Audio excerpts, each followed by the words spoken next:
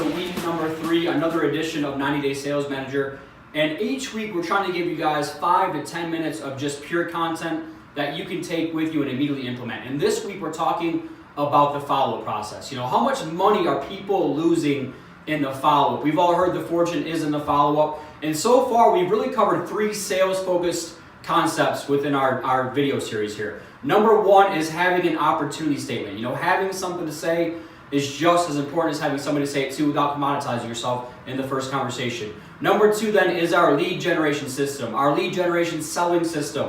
So we have over 15 different strategies we're trying to help you walk through to be proactive versus reactive in your weekly sales targets. Number 3, which is today, is the follow-up system. You know, most people don't have a disciplined, consistent follow process. So today I want to walk you through not only the mindsets of the follow-up process, but also the different types of follow-ups. You know, there's 10 different types of follow-ups that we want to walk you through. All right. And so the first step is, you know, there's 2 types of follow-ups. There's the helpless follow-up. These are our brand new leads that we're trying to get in front of. The first step is to get their attention. The second type of follow-up then is the fight club, where we're trying to keep their attention.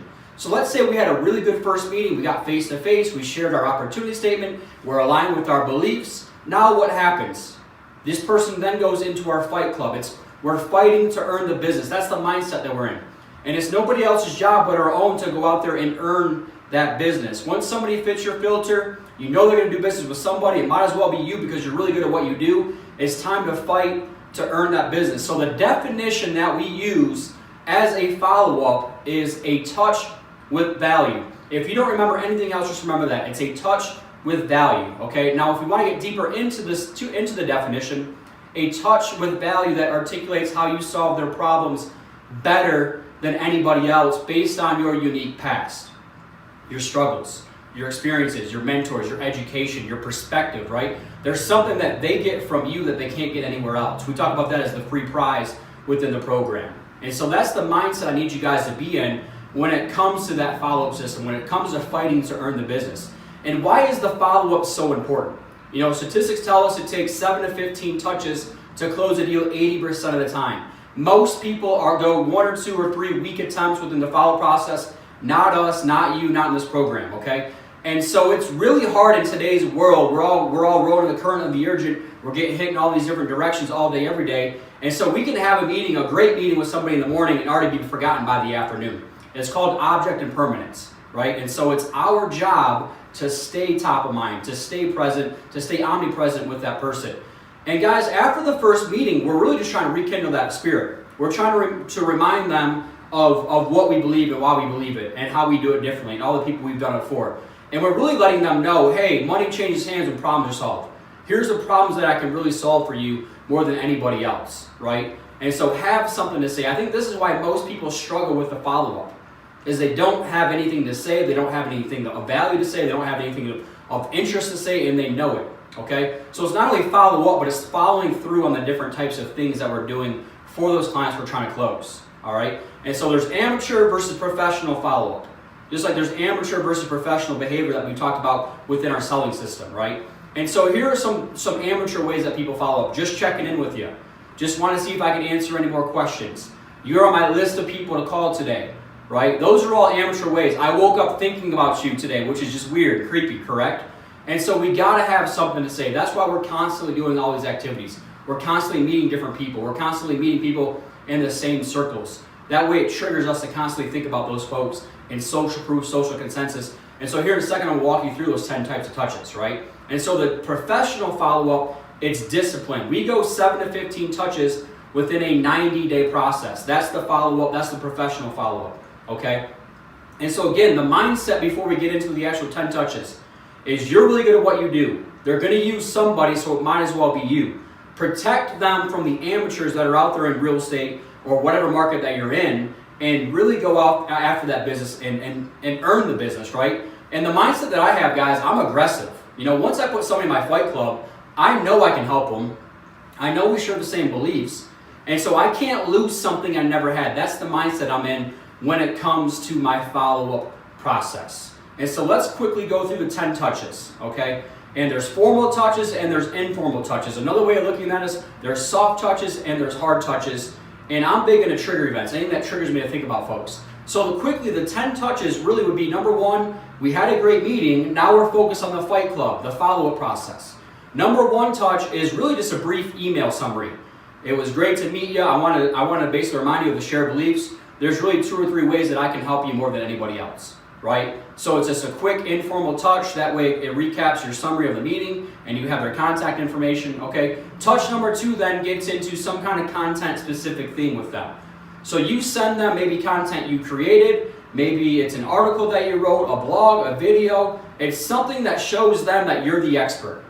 And maybe you highlight certain parts of the article and you really say, you know, based on our conversation, there's 2 or 3 things I thought about and I actually wrote about this in an article, okay? Or I read about this in a book, or whatever it might be. But send them some kind of content specific thing about their situation that shows that you're the expert and that you paid attention.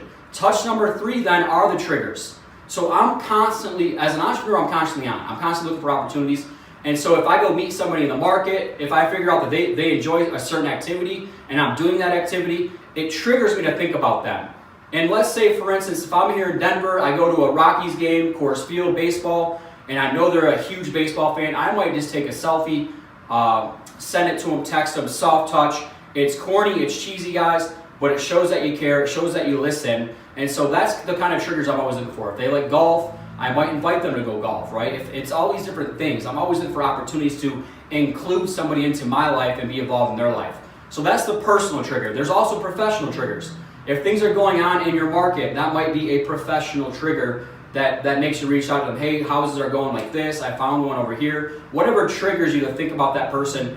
But the thing is, man, call them, text them, email them right then and there. Social media, whatever it is, okay? The 4th part is the proof of concept. Proof of concept is where you're already out in the market. You're already servicing clients just like them.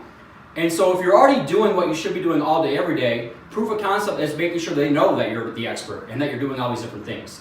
And so I might service a real estate brokerage tomorrow and pick up the phone and call somebody else and say, hey, why am I not helping you just like I'm helping these folks? And again, it really forces them to think about that. And on the 4th touch is when I want to set that next face-to-face meeting. I want to get face-to-face with them again to rekindle that flame. Guys, there's no greater power than the communication of a face-to-face, the human interaction, looking at somebody eyeball to eyeball. And once I get them face-to-face again for my 5th touch, I'm asking for the business. What's stopping us from getting started? Remember that first conversation we had, right? And I told you what I believed. And we had this big, long, cool dialogue, right? What's stopping us from getting started?